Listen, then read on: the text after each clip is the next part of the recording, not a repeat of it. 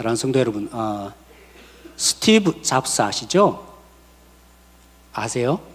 네, 모르신 분이 저기 있죠? 네, 애플 대학을 세울 때 굉장히 지대한 영향을 받았던 한 분이 계십니다. 스티븐 잡스가 애플 대학을 세울 때 이분의 영향을 지대하게 받았다고 합니다. 그리고 제프 베조스라는 아마존을 경영할 때 굉장히 중요한 경영 비전을 제시할 때 영향을 받았던 사람입니다. 그리고 샌드버그라는 페이스북의 중흥기를 이끌 때도 이분의 영향을 받았다고 합니다. 마지막 리드 헤이스팅스라는 넷플릭스를 창업한 사람입니다. 넷플릭스 여러분 많이 보시죠? 젊은 분들 보세요. 네, 보시죠. 좋은 집사님 보세요. 네, 넷플릭스에 이 창업할 때 이분의 영향을 지대하게 받았다. 그 사람은 바로 짐 콜린스. 그분 본인이 아니라 쓴 책이 하나 있는데 그 책 제목이 좋은 리더에서 위대한 리더라는 책이 있습니다. 우리 조기상 장로님 예전에 제가 그때 개업할 때 가서 제가 소개한 책이 하나 있었어요. 그때도 비슷한, 그죠? 좋은 기업에서 위대한 기업. 그래서 위대한 기업대라고 제가 그렇게 한번 말씀을 증가한 건데 거의 비슷한 단어입니다. 좋은 리더에서 뭐라고요? 위대한 리더. 원래는 베스트라고 되어 있는데 번역이 조금은 좀 매끄럽지 않는 것 같습니다. 제가 번역해 보면 최고의 리더. 좋은 리더에서, 좋은 리더라는 것은 그냥 리더보다도 위의 단계, 그리고 그 좋은 리더보다도 더 위에 있는 최고의 리더, 그죠? 그래서 이 책을 읽고 이 사람들이 지대한 영향을 받고 창업을 하거나 이런 일들, 그죠? 사업을 하게 되었다라고 합니다. 그 책에 있는 내용의 일부를 아주 짧게 제가 소개해 보겠습니다. 제3장에 보면 위대한 리더가 되는 덕목 7가지를 나열합니다. 위대한 리더는 적어도 이 7가지가 있어야 한다라고 말합니다. 시간 관계상 제가 딱 한 가지만, 저기 빨간 글씨 뭐라고요? 대인관계. 대인관계가 정말 위대한 리더가 갖춰야 될 덕목이라고 합니다. 이렇게 말을 합니다. 위대한 리더는 의자에 엉덩이를 붙이고 있지 않다라고 표현합니다. 이게 뭘까요? 이런 겁니다. 위대한 리더는 잘 위임합니다. 일을 하는 거죠. 어떤 분들은 그런 분들이 있어요. 모든 일을 혼자서 하는 사람들이 있습니다. 그런 사람은요, 좋은 리더도 못 돼요. 그죠? 다 자기가 중심이에요. 그리고 못 믿어보니까 자기가 다 하는 거죠. 그런 분들 가끔 있는데 일은 편할 수 있지만 좋은 리더도 사실 못 됩니다. 근데 위대한 리더는요, 일을 맡깁니다. 근데 맡기기만 하는 게 아니라 그리고는 의자에 앉아 있잖아요. 그래, 하나하나 보자. 이건 위대한 리더가 결코 아닙니다. 일을 위임했다면 늘 관심을 기울인다는 겁니다. 어떻게 하고 있지? 위임시켜 놓은 그 사람에게 관심을 계속적으로 기울입니다. 못 믿어워서가 결코 아닙니다. 중간중간에 또 보고받고 또 점검을 합니다. 왜요? 잘 못하는 부분들을 혼자 감당하도록 내버려 두지 않습니다. 너 책임이야. 내가 맡겼는데 못했으니까 네가 잘못이야. 이런 사람은 리더가 아닙니다. 그럼요, 위대한 리더가 돼야 되는데 위대한 리더는 자기보다 그래도, 그죠? 리더가 되기 위해서는 많은 일들을 해왔을 거 아닙니까? 밑에 있다고 생각하는 그런 사원들 나름대로 서툰 면이 분명히 있어요. 그런 점들을 파악하고 또 파악해서 도와주고, 그래서 끝까지 그 일을 완성해내도록, 그가 그 일을 해내었다고 박수 받을 수 있을 때까지 그 일을 도와주고 협력하는 리더, 그게 누구라고요? 위대한 리더다. 우리 당회가 좀 그랬으면 좋겠어요. 우리 리더십이 정말 그랬으면 좋겠어요. 하세요? 왜 안 하세요? 이런 부분이 아니라 끊임없이 위임을 할 때마다 또 뭔가를 줄 때마다, 임무를 줄 때마다 어떻게 하고 있는지 살펴보고 무슨 고민을 하고 있는지, 어떤 어려움에서 일을 감당하고 있는지, 또 혹시나 놓쳐서 실수하면 어떻게 할까, 그런 마음으로 옆에서 조력자가 되어주는 거, 동력자가 되어주는 거, 이 일을 시키는 자가 아니라 함께 그 일을 감당해주는 리더, 그게 뭐라고요? 대인관계가 좋은 리더다, 그게 위대한 리더다라고 얘기합니다. 사랑하는 성도 여러분, 세상에서 우리 성도들이 그러길 원해요. 너건 그건 너 일이야. 요즘 세대 보면요, 우리 양전도사님 얘기하시는데 5시 되면 땡 하고, 그죠? 그냥 간다는 거예요. 일을 다 벌려놓고도 퇴근을 한다는 거죠.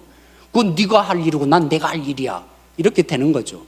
그런 사람은요, 위대한 리더가 될 수가 없어요. 진짜 위대한 리더는 어떻게 한다고요? 공동체의 마음으로, 그건 네가 해야 될 일이야, 이런 마음 가지지 않습니다. 진짜 리더십이라면 그 부분들에 대해서 격려해주고 세워주고 함께해주고 감당할 수 있도록 해낼 때까지 그 일에 동참해주는 리더, 대인관계 리더, 그게 진짜 위대한 리더라고 그러는데, 우리 성도님들이 그러길 원해요. 사회에 들어가서 점점 갈수록 이기적이 되어 가는데, 정말 한 분 한 분들을 나만의 일로 끝나지 않고 붙들어주고, 또 리더가 되었을 때 늘 평가만 하지 마시고 그 일을 감당할 수 있도록, 할 수 없으면 도와주는 그런 리더가 되어졌으면 정말 좋겠어요. 그런 위대한 리더가 되었으면 좋겠어요. 우리 청장년들이 몇 분 계시는데 앞으로, 그죠?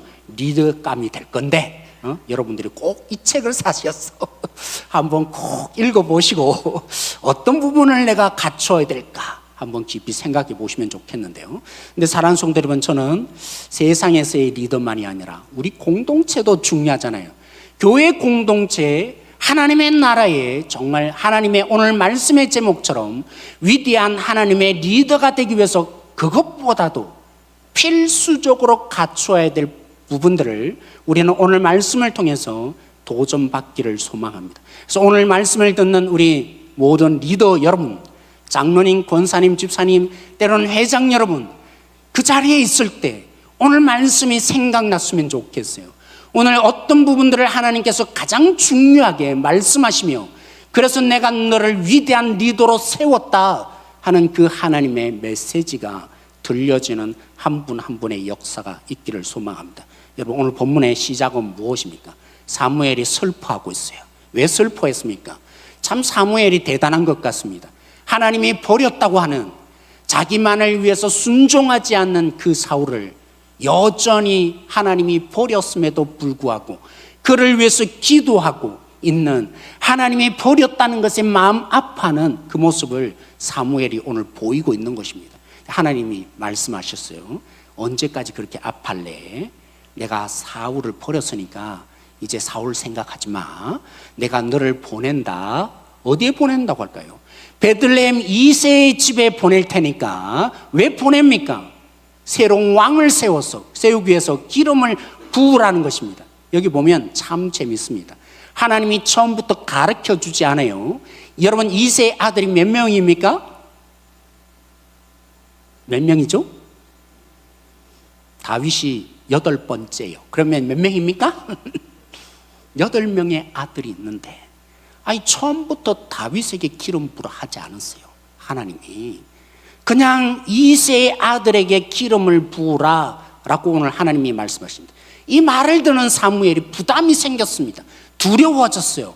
그래서 하나님, 저 죽을 것 같아요. 극적으로 표현하면 이런 것입니다. 왜 그렇습니까? 지금 이 사무엘이 거주하고 있는 것은 라마 지역입니다. 근데 베들레헴으로 가려면 반드시 중간에 거쳐야 합니다. 사울이 머물고 있는 어디요? 기브아에, 거기를 거쳐야 한다는 것입니다. 우리는요, 너무나 많이 사람들이 살고 있으니까 누가 누군지 잘 몰라요. 익명의 그리스도인으로 지날 수 있지만, 고대 사회에서 그것도 사무엘이 이제 사울과 헤어졌는데 함께하지 않는 사울이 라마에서 거치고 거쳐서 사울이 있는 동네를 거쳐서 베들레헴으로 가야 된단 말입니다. 사울이 어떻게 생각하겠어요? 눈에 보이는 것이죠. 그런데다가 임무가 뭡니까? 반역이에요. 사울의 입장에 보면 왕을 제거하고 새로운 왕을 기름 부어서 세워야 한다며 죽을 수도 있는 것입니다. 그래서 사울 왕이 저 알고 제거하면 어떡하죠? 이런 마음을 오늘 표현합니다. 나중에 여러분 보시면 알겠지만 베들레헴에 그죠? 이 장로들도 반응을 보여요. 도착했을 때 어떤 반응을 보였습니까? 아니 당신이 여기 왜 온 거냐고. 평안을 위해서 왔습니까? 아니면 전쟁을 위해서 왔습니까? 여러분 베들레헴의 장로들도 알고 있어요. 사울과 이제 사무엘의 관계가 그렇게 좋지 않다는 사실, 완전히 이별했다는 사실. 사울이 사무엘을 좋은 감정 가질 수 있겠습니까? 그런 사무엘이 베들레헴에 왔다. 우리는 어떻게 되는 거지? 이런 마음에 그들이 두려움 속에 지금 얘기하고 있단 말입니다. 그러니까 하나님께서 갈 수 있도록 하나님께서 묘책을 주셨어요. 네가 암송아지 한 마리 가지고 가. 암송아지는 왜 가져갑니까? 제사하기 위해서. 제사 드릴 때, 예배 드릴 때 2세 가족을 같이 초대해. 그런 다음에 제사 드린 다음에 기름을 부어 라고 오늘 하나님이 예배 안 드린 게 아니에요. 예배를 드리러 간다 라고만 하라는 것입니다. 반쯤 얘기해 주는 거죠. 만약 사울이 본다면 어디가? 하나님께서 저를 보내셨어요. 베들레헴에 예배 드리러 가면 틀렸어요. 맞아요. 틀린 말이 결코 아닙니다. 그렇게 가서 오늘 드디어 여러분 잘 아는 것처럼 사무엘이 기름을 부으려고 시도합니다. 첫 번째 아들이 진짜 잘생겼나 봐요. 저처럼. 저는 키가 작은데 키도 되게 컸나 봐요. 그것만 제가 조금 모자라는데 오늘따라 여러분들이 분위기가 너무 엄숙하게 예배 드린 것이 같은데 제가 맞나 보죠? 수긍하고 들으시는 거 보니까. 그래서 기름을 부으려고 할 때 뭐라고 하셨어요? 여러분 다 잘 알고 있어요. 그죠? 사무엘아, 엘리압의 키와 용모를 너가 보고 있는데 내가 그를 뭐 했다고요? 뭐 했다고 하죠? 버렸다. 하나님이요 의도적으로 표현하셨어요. 두 번째, 세 번째 아들의 얘기에는 택하지 않았다고 했는데 왜 첫 메시지에 하나님께서 기름을 부으려는 그 엘리압에게 사무엘에게 버렸다라고 했겠습니까? 너 똑똑히 알아. 너가 여기 왜 와 있어? 왜 와 있는 것입니까? 하나님이 사울을 버렸기 때문에 새로운 왕을 세우기 위해서, 그래서 기름 붓기 위해서 사무엘이 여기에 와 있다는 거죠. 버린 자를 위해서 온 자가 아니라 너는 내가 세울 자를 위해서 여기 와 있느니라. 그리고 하나님께서 왜 처음부터 다윗에게 기름 붓게 하지 않으셨을까요? 사무엘이 여러 번의 실패의 과정 속에 하나하나 드러나기 시작합니다. 하나님이 어떤 분이시라고요? 하나님은 우리처럼 외모를 보시는 분이 아닙니다. 하나님은 중심을 보시는 분입니다. 만약 처음부터 그랬다면 하나님이 중심을 보시는 분이라는 것이 부각되지 않았겠죠. 근데 오늘 일부러 서서히 조금씩 7번째 아들까지 기름 부으면서까지 시도해보면서까지 하나님이 정말 뭘 보시는가, 하나님이 가장 중요하게 여긴 것이 무엇인가, 이 부분들을 우리에게 하이라이트처럼, 시간은 천천히 흘러가지만 사건은 늦게 전개되지만 하나님이 처음부터 알려주시고 그럴 수 있겠죠. 야 은철아, 너 대학 진학하려고 하는데 경북대학 가. 하나님 저에게 그랬다면 저 고민 없이 경북대학 섰을 것입니다. 묻고 물었지만 대답이 잘 없으셨어요. 왜 그러실까요? 여러분 인생에도 그럴 때가 종종 있습니다. 하나님이 처음부터 왜 상세히 안 가르쳐 주십니까?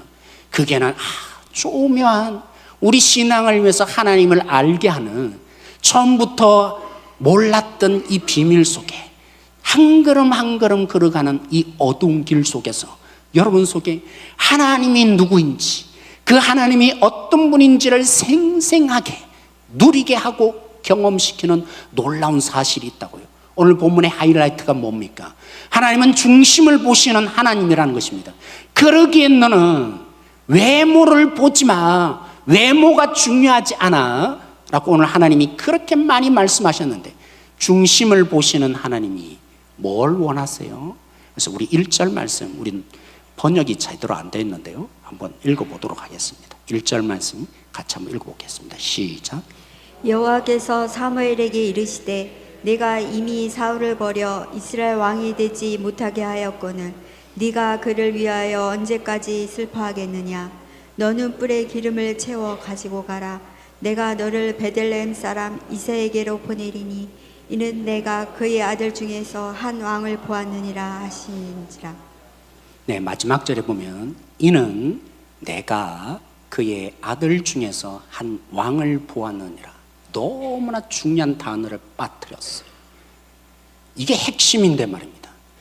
나를 위해서라는 리라는 거죠. 히브리어로 리라고 되어 있습니다. 여러분 기억하라고 제가 이 히브리어를 언급한 거예요. 가장 중요한 핵심적인 단어, 중심을 보시는 하나님은 무엇을 보십니까? 우리가 과연 하나님을 위하는지 아니면 자기를 위하는지를 보고 계신다고요. 오늘 사울을 왜 버리신 것입니까? 사울은 하나님을 위하는 자가 아니었어요. 자기만을 위해서 사는 자였던 것입니다. 하나님이 기름 부어 세우셨을 때 그 하나님의 나라의 모형인 이스라엘이 하나님을 위해서 그 영광을 드러내고자 하나님이 세웠는데, 사울은 그 지위를 이용해서 자기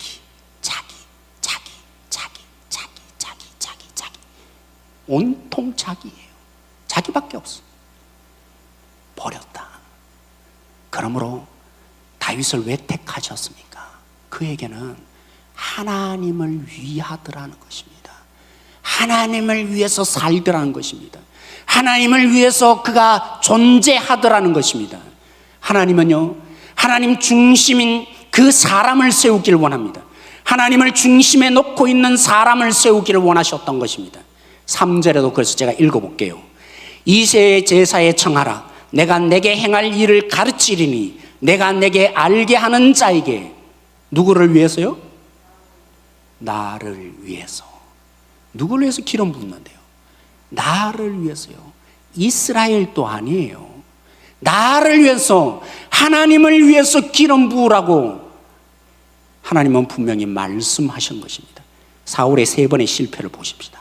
사울이 버려졌던 과정들을 보십시다. 그러면 하나님을 위하지 않는 사울의 모습이 분명히 드러납니다. 여러분, 사울은 블레셋의 그 엄청난 군대 규모 때문에 군대, 자기들의 백성들이 도주하기 시작했습니다. 기다리라고 했는데, 8일 동안 기다리라고 했는데 사무엘을 기다릴 수 없었습니다. 그래서 결국에는 자기가 제사를 드렸죠. 왜 제사를 드렸다고 생각하세요? 아니 목사님, 그건 너무 당연한 거 아니에요. 우리는 군대가 점점 줄어드는데요, 저들은 적들은 커져가는데요. 그렇게 여러분 바라볼 수도 있겠지만, 하나님을 위한다면요, 자기를 위하니까 죽을 것 같죠. 실패할 것 같고 죽는 것 같죠. 근데 여러분 달리 바꿔보세요. 하나님을 위하며 죽는들, 한 명이 남는들, 그게 큰 대수가 되겠습니까? 기도원 사건 아시잖아요. 왜 하나님이 300명의 기도원 그 용사를 택하셨습니까? 미디안에 저 엄청난 대군들이 있는데 왜 하나님은 300명의 군사만 남겨놓은 것입니까? 군사의 많고 적음에 딸린 줄 알고, 그래서 우리가 이겼다 하는 그 완악한 사람의 본성들, 내가 한 것이다, 이게 인간의 본성이잖아요. 그러니까 숫자를 줄이고 또 줄여서 숫자가 더 없을수록 하나님의 영광이 드러나는 거예요. 하나님의 하셨음이 드러나는 거예요. 자기만 생각하니까 죽을 것 같거든요. 점점 숫자가 줄어드니까 두려운 거고요. 그래서 꼼수를 부렸죠. 자기를 위한 사람의 특징이 뭡니까? 꼼수를 부립니다. 수단과 방법을 다 동원합니다.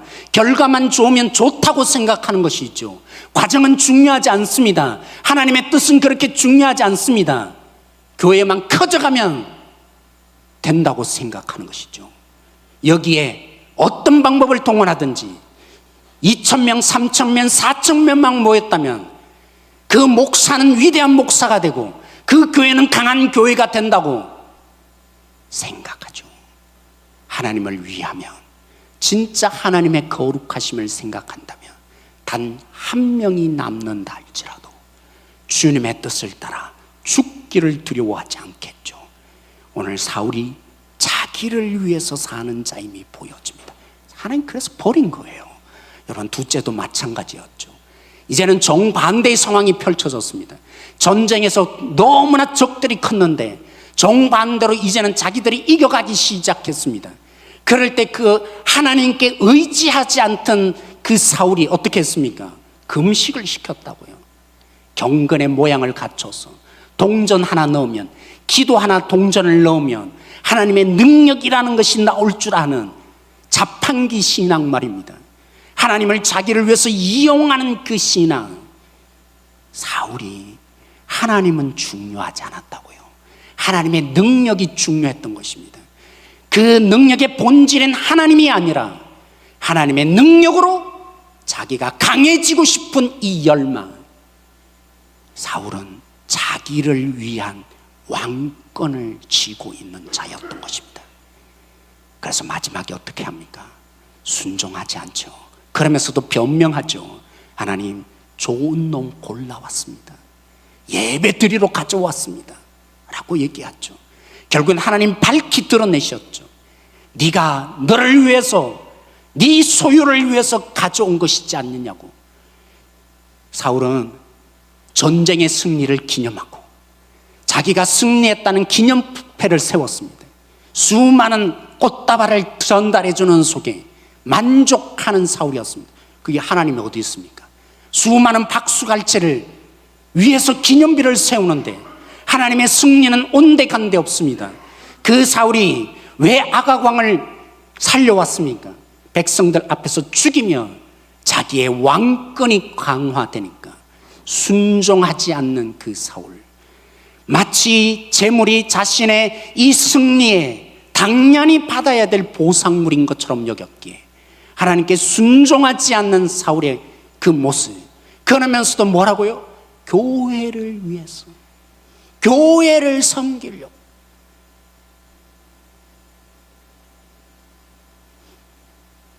이걸 완전히 거꾸로 하면 됩니다. 하나님이 중심을 보신다는데 하나님을 위하는 자가 누구입니까?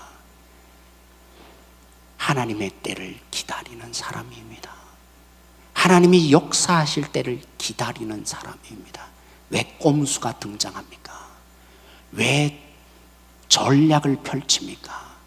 왜 정치를 합니까? 왜 사람들에게 먹기 좋은 떡을 줍니까? 그렇게 수단과 방법을 사용해야 그들이 내게 원하는 대로 움직여 줄 것 같거든요. 그러나 정말 하나님의 때를 기다릴 수 있는 사람은 말이 담백해집니다. 뭔가 숨겨져 있지 않습니다. 그냥 하나님의 그 사랑하는 말 그대로를 전달할 뿐입니다. 듣기에 좋은 말, 그래서 그들을 움직이는 운동을 펼치지 않습니다. 왜요? 그는 하나님을 위해서 살기에 하나님이 역사하실 그때를 기다릴 수 있는 믿음이 있기 때문입니다. 하나님을 위하는 사람은 꼼수를 던져지기 시작합니다. 누구를 대하든지 여기에는 다른 마음이 없습니다. 거래 관계로 그를 위해서, 사기 위해서, 그의 마음을 얻기 위한 그런 일들을 결코 펼치지 않는 그런 사람이 하나님을 위하는 자인 것입니다. 여러분, 자판기 신앙이 버려지는 사람입니다. 하나님을 위하는 진정한 위대한 사람은 자판기 신앙으로 살지 않습니다. 왜요? 하나님을 인격적으로 대하기에 하나님 그분이 좋고 그분을 만남이 중요합니다. 뭔가를 위대하게 해내는 일이 아니라 하나님 그분을 만나기 위해서 하나님께 나아갑니다. 그러니까 그 하나님의 마음이 흘러가서 일을 하게 되는 거죠. 일하기 위해서 하나님이 필요한 게 아니라 그 하나님이 만나고 만나지니까 저분을 섬기지 않으면 안 될 것 같은, 하나님이 주시는 마음이 있기에 청년부 가서 섬기고 그렇게 되는 거죠. 내가 직분이 있는데, 그런데 이 직분을 감당하며 하나님이 필요해서 기도하지 않습니다. 거꾸로입니다. 하나님의 마음이 부어지니까 그래서 저 청년부에 들어가야지. 그게 하나님의 위대한 리더자입니다. 하나님의 위대한 리더는 하나님과 관계, 하나님과의 교통, 하나님의 만남에 목숨을 걸기 시작합니다. 하나님을 하나의 부속물로 여기지 않습니다. 하나님을 나를 위해서 존재하는 힘으로 여기지 않습니다. 하나님을 하나님으로 대우하기 시작합니다. 하나님의 위대한 사람은 내 뜻과 하나님의 뜻이 다를 때 하나님의 뜻을 선택하는 십자가의 걸음을 걷습니다. 십자가가 뭡니까? 저는 이렇게 표현해요. 한마디로 표현하면 내 뜻을 보면 이게 성공하는 길이고, 내 뜻을 보면 이게 너무나 좋은 일이에요. 근데 하나님의 말씀과 뜻을 볼 때는 그거 하면 안 되는 거예요. 그런데 그 하나님의 뜻은 망하는 지름길처럼 보여져요. 그럴 때 나는 안 하고 싶은데, 이런 난 죽을 것 같은데, 쉬운 게 아니잖아요. 정말 사랑하라고 하는데 어떻게 사랑해요? 그렇지만 나는 안 하고 싶은데 그게 하나님의 뜻이니까 용서하며 붙들어주고 나를 내려놓는, 그게 십자가예요. 하나님의 위대한 사람은 하나님을 위해서 살기에 내가 중요하지 않습니다. 내 감정이 중요하지 않습니다. 내가 어떤 대우를 받느냐가 중요하지 않습니다. 하나님을 위해서 사는 자는 하나님의 뜻에 관심 있고 그 하나님의 뜻에 동의하며 그 하나님의 뜻을 지고 날 죽여라, 그 자리까지 갈 수 있게 됩니다. 그러므로 사랑하는 성도 여러분, 코로나 내내 하나님은 우리에게 도전하신 거예요. 어쩌면요, 한국교회가 말씀과 별로 상관없었던 것 같아요. 이런 방법 저런 방법, 그죠? 뭔가 행사 다 하고, 행사하지 말자는 게 제가 결코 아니에요. 그냥 하나님이 뭘 원하는지, 하나님 뭐 관심 있는지, 하나님은 어떻게 하시는지 그렇게 분별한 거와는 상관없이 그냥 감정이 오는 대로 찬양을 통해서 그냥 좋다 그러고 말았던 우리의 삶에 다 멈추게 하셨어요. 그런 곳곳마다 말씀을 읽는 운동이 일어난 거 아세요? 말씀으로 돌아오게 한 거 아세요? 하나님이 진정한 위대한 리더로 세우기 위해서 하나님이 어쩌면 우리 가운데 마지막 기회를 주고 있다고 저는 생각해요. 말씀으로 돌아가십시다. 하나님의 말씀에 귀를 기울이시고 그 말씀으로 실험하시고 그 말씀을 가지고 이게 어떻게 적용돼야 되는가. 물론 실패도 많아요. 저도 어떤 데는 잘 모르겠어요. 목사로 연구하는데도. 내 사랑하는 성도 여러분, 진짜 하나님의 위대한 리더는 어떻게 할까가 중요한 게 아니라 하나님이 누구이며 그 하나님이 어떤 뜻을 갖고 있는지, 그 하나님의 마음이 뭔지, 하나님의 나라에 관심이 있다고요. 그 하나님이 어떻게 일하는 그 방식에 관심이 있다고요. 우리가 뭘 어떻게 할 거냐가 중요한 것이 아니라, 그렇게 안 해본 적이 어디 있어요? 이때까지 다 해보셨잖아요. 안 해봤나요? 해볼 것 다 해보았잖아요. 사랑하는 성도 여러분, 하나님의 위대한 리더가 되기를 원합니다. 하나님의 뜻이 그냥 얼른 드러나요? 성경은 안 읽는데 어떻게 들어와요? 여러분, 하나님께서 그냥 막 펑 하고 나타나서 은철아 너 이런 길로 가라, 그런 하나님 결코 아니세요. 하다 안 되면 정말 그러시겠죠. 하나님이 정말 하다 안 되면, 그죠, 바울처럼 도저히 안 되겠다 싶으면 부활한 예수님이 나타나시겠지만 그 제가 부정하지는 않아요. 그렇지만 사랑하는 성도 여러분, 말씀으로 돌아오셔야 합니다. 말씀을 읽고 그 말씀을 적용해보고 그 말씀을 공부하시고, 목사만 공부하는 게 아니라 우리 장로님도 성경 공부해야 되고, 그죠? 개인적으로 성경을 읽고 묵상하고 그걸 가지고 실험하고, 그래야 그때서야 이게 하나님의 뜻이네, 이렇게 해야 되네, 이렇게 내가 헛삽질했네, 그 부분을 깨달을 수 있게 될 것입니다. 사랑하는 성도 여러분, 하나님은 위대한 리더를 원하세요. 하나님 마음에 합한 자, 하나님을 위해서 사는 사람, 하나님이면 껌뻑 죽는 사람, 십자가를 지기를 두려워하지 않는 그 한 사람의 리더가 우리 교회에 있으면 저는 우리 교회는요 망하지 않아요.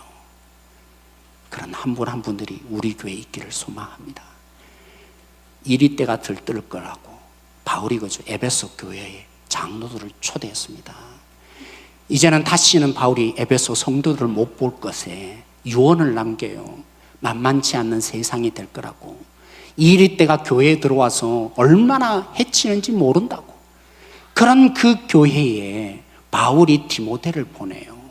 자신의 동역자인 디모데를 보냅니다. 그러면서 목회적인 지침들을 디모데 전서를 쓰면서 이렇게 목회해. 그 중에 중요한 것 중에 디모데 전서 3장에 뭐가 나타나는지 아세요? 바로 오늘 말씀과 똑같아요. 하나님의 위대한 리더를 잘 세워야 한다. 교회가 교회다워지려면 하나님을 위해서 사는 리더가 세워져야 한다. 왜 그렇습니까? 연약하고 어리고 하나님 뜻 잘 모르는 사람들이 말씀 한 번 듣는다고 깨닫는 게 아니에요. 그래서 팀켈러 목사님 그 말씀을 굉장히 강조하셨어요. 복음적인 설교를 한다고 성도들이 복음적으로 사는 게 아니다. 사역자다. 복음적으로 살아야 그 선포한 메시지가 뭘 뜻하는지 아는 거라고. 근데요, 리더가 복음적으로 안 사는데, 장로님들이 복음적으로 안 사는데, 리더십이 제대로 복음적으로 안 사는데, 어떻게 메시지가 아무리 전달해 보세요. 그 메시지가 복음적으로 성도들에게 적용될 수 있겠어요? 그래서 바울이요, 아무나 세우지 말래요. 너무너무 중요하니까 장로를 세울 때 이렇게 세워야 한다고 강조하면서 디모데 전서 3장에 얘기하고 있어요. 집사, 여집사. 아세요? 디모데 전서 3장에. 그래서 제가 한번 요약을 했어요. 제가 동그라미를 읽어드리면 여러분 글자를 읽어주시기 바라고. 갈로하는 여러분 읽지 않은 이런 거죠. 1번. 네, 그렇게 읽으시면 됩니다. 1번. 간절히 직분을 갈망함. 2번. 책망할 것이 없음. 3번. 한 아내의 남편. 자, 이거 좀 설명할게요. 아내에게 충실한 남편.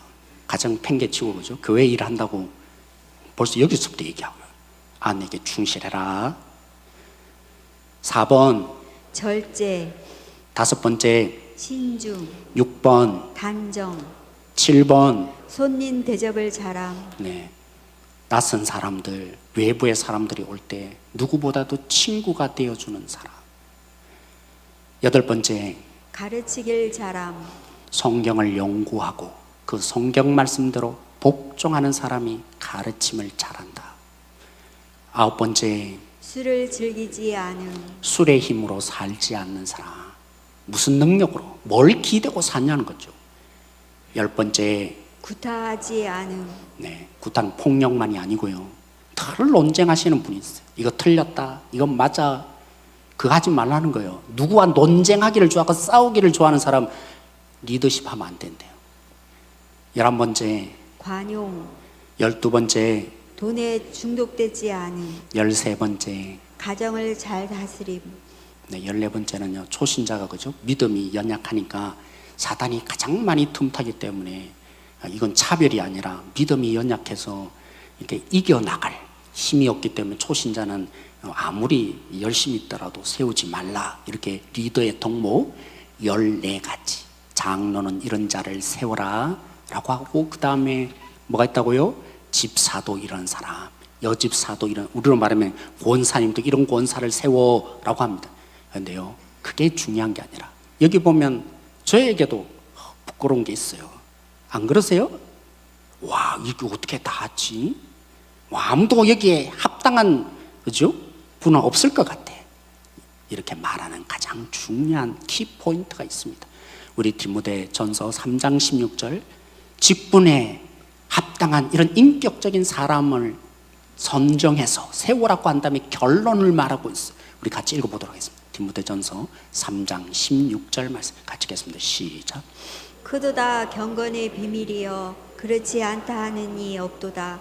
그는 육신으로 나타나신 바 되시고 영으로 옳다 하심을 받으시고 천사들에게 보이시고 만국에서 전파되시고 세상에서 믿음 바 되시고 영광 가운데서 올리어지셨느니라. 이런 경건의 능력을 가진 사람, 이게 너무나 중요해. 그래서 처음 시작이 크도다. 이건 강조하고 목숨 걸고 강조해도 지나치 않는 거야. 아무나 세우지 마 라는 정도가 아니라 이 경건의 능력 있는 자가 필요하다. 너무나 중요해. 목숨을 걸어야 될 일이야. 크도다. 그리고요, 그렇지 않는 이가 이제 다 알고 있다는 거예요. 이 비밀을 감춰져 있었는데 초대교회에 낱낱이 다 드러났대요. 어떻게 이 크고 놀라운 비밀이 공개되어진 것입니까? 모두가 다 안다고 말합니까? 여러분이 누구 믿어요? 예수님 믿고 있지 않냐고. 여러분 안에 예수님이 있지 않냐고. 그 예수님이 우리 이 땅 가운데에 오셔서 온전히 사람으로 순종하시며 하나님을 위해서 사셨다. 너희 안에 예수가 있지 않냐, 그 말인 거예요. 예수님을 닮아가라는 말은 그런 말인 거예요. 아, 예수님이 저렇게 사셨으니까 내가 한번 첫째 이거 해볼 거야, 둘째 이거 해볼 거야. 그러면요, 우리는요, 안 돼요. 닮아가라는 말이 그런 뜻이 아니에요. 내 안에 있는 예수, 여러분들이 예수님을 믿었다면 육신으로 살던 그 삶이 끝장났어요. 이제 예수님이 내 안에 모시고 산다면 예수의 생명이 내 안에 있어요. 그 예수님이 어떻게 사셨는데요? 자기를 위해서 살지 않으셨어요. 자기 영광을 위해서 십자가에 내려오시는 분이 아니었어요. 오직 우리를 위해서, 하나님을 위해서 그 모든 영광을 버리고 끝까지 순종하시는 자로 이 땅에 사신 유일한 아들이 되셨어요. 그 하나님의 능력이 우리 안에 있다는 거예요. 여러분들을, 이제 육신으로 살던 여러분들을 이제는 새롭게 빚으셨어. 예수의 생명이 있는 사람으로 바꾸어내셨으니까 여러분의 노력이 아니라 여러분 안에 있는 예수에게 집중하시고 그 예수의 생명을 날마다 목격하시고 그 예수님과 동행하고 살 때 우리는 이 경건의 사람이 되어질 수 있다라는 것입니다. 세상의 종교는요, 노력하라고 합니다. 힘쓰라고 합니다. 이 자격 조건을 갖추라고 합니다. 그런데 성경은요, 우린 그럴 존재 아니래요. 그러기에 하나님께서 우리를 아예 바꾸어내셨어요. 예수님 믿는 자에게 새로운 생명으로 바꾸어내시고 하나님의 생기를 불어넣어서 우리 안에 예수의 생명이 있게 하셔서 그 예수님을 생각나게 하며 그 예수님과 동행하게 하며 그 예수님을 따라가는 사람으로 우리 본질을 바꾸어내셨습니다. 그럼에도 왜 안 됩니까? 왜 안 됩니까? 틈만 나면 딴 거 보잖아요. 예수님이 내 안에 있는데도 예수님이 아니라 틈만 나면 뉴스 보고 살잖아요. 틈만 나면 다른 거 보고 있잖아요. 내 안에 예수님은 한 번도 묵상하지, 이건 너무 부정적이네. 예수님을 진짜 내 안에 있으면 날마다 보아야 되는데 딴 데 늘 관심을 기울이잖아요. 그 목소리 듣는데 채널이 안 돌려졌는데 들립니까? 본질은 바뀌어도 그 예수님께 채널을 고정하고 계속 집중하셔야죠. 예수님이 동행하심에 여러분들이 어디 가든지 예수님은 떠나지 않으실 거예요. 그런 예수님을 여러분들이 고백하세요. 주님, 오늘 저 아침에 이렇게 일어났어요. 그렇게 시작하세요. 하나님, 이해 안 돼요. 주님, 난 이렇게 하기 싫어요. 그런 고백을 하세요. 그런 하나하나의 작은 속에 주님을 집중하게 될 것입니다. 내 안에 살아계신 그 예수님으로 우리가 우리 자신을 위해서 살고자 하는, 사울과 같이 살고자 하는 이 욕심들, 주님을 위해서 시작했다가 교회를 위한다고 했다가 박수 한 번 안 쳐주면 뭐 섭하다 그러고, 그죠? 뭐 딴 얘기 들으면 교회 떠난다 그러고, 그죠? 다 드러내고 있는 거예요. 우리 실체를 드러내고 있는 거예요. 뭐라고요? 말로는 하나님 교회 하지만 중요한 게 뭡니까? 나라는 사실, 내가 중요한 거죠. 교회는 중요하지 않아요. 내가 중요하고 나를 위해서 사니까 그래서 봉사한다고 하지만, 섬긴다고 하지만, 내가 주님을 위해서 뭔가 한다고 하지만, 교회를 위해서 뭔가 고민했다고 하지만, 사실은요, 상처받았다는 말은 무슨 뜻입니까? 떠난다는 말은 무슨 말입니까? 교회가 싫다는 말이 무슨 말입니까? 사실은요, 내 마음에 상처가 되었다. 내가 건드려줬다는 거죠. 나를 위하는 모습이 그때 들통나는 거예요. 부끄러워하지 마세요. 우리 모두는 사실 그래요. 거기서 벗어날 수 있는 인생 아무도 없어요. 그러나 진짜 그리스도인의, 위대한 그리스도인의 다른 점이 뭡니까? 그때서야 깨닫고, 그렇구나, 내 안에 주님이 있는데 내가 또 놓쳐버렸네. 하나님, 저 주님으로 채우고 싶어요. 내 안에 정말 내가 주님을 위하는 줄 알았더니 나를 위하고 살았네요. 그런 내 자신이 하나님 앞에 돌이키고 하나님 앞에서 구하는 자, 그게 유일한 차이예요. 다른 차이 아니에요. 주를 위해서 산다는 걸 너무 크게 생각하지 마세요. 내 안에 날마다 갈등이라고 절망이 일어날 때마다, 그리고 내 안에 상처가 일어날 때마다 주님이면 달라진대. 주님 채우고 싶다고. 그런 한 분 한 분, 거기서 주를 위하는 일이 일어나게 될 줄로 믿습니다. 그런 한 분 한 분, 우리 교회 속에 참으로 주를 위하는, 하나님을 위한 위대한 리더, 그런 한 분 한 분들이 우리 교회 속에 일어나기를 소망합니다.